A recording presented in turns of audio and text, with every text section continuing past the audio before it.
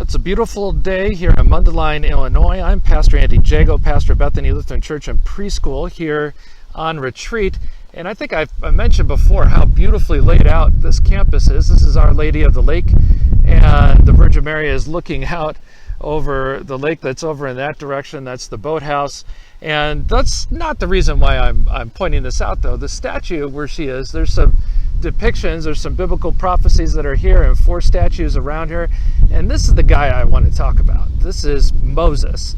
And I think this is how most of us view him, as larger than life. And the horns on top of his head, that's the glory of the Lord beaming out when he was spending time in the Lord's presence. He's there with the commandments of God. And before that, he was standing at the burning bush being called into service by our Lord.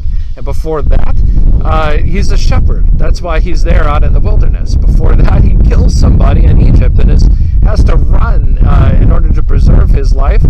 Before that, he's a part of the Hebrew slaves. His life would have been lost if not for the courage of his mother and sister and some divine intervention, leading him into the palace of the Pharaoh to be brought up there. It would seem that, between the Egyptian, the Hebrew, and even knowing the wilderness a little while, that he would be the ideal person for God to call to take his people out of Egypt. And that you would think that. But Moses' response by the burning bush, I think, surprises a lot of people who may be reading that for the first time. Moses 4 times says, our Lord, are you sure, essentially.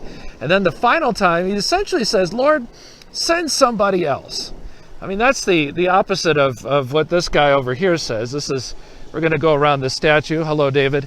And right around here, this is the prophet Isaiah.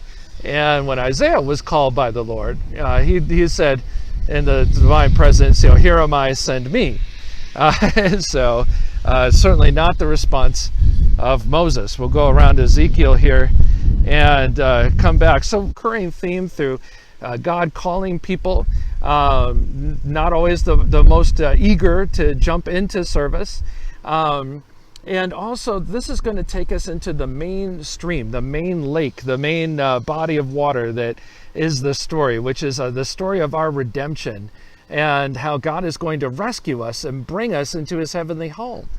That's because the rest of the story has to do with the blood of a lamb and going through water. Blood and water. Now, if that sounds familiar, and I hope it does, then you understand how big this part of the story is. So please join us this week.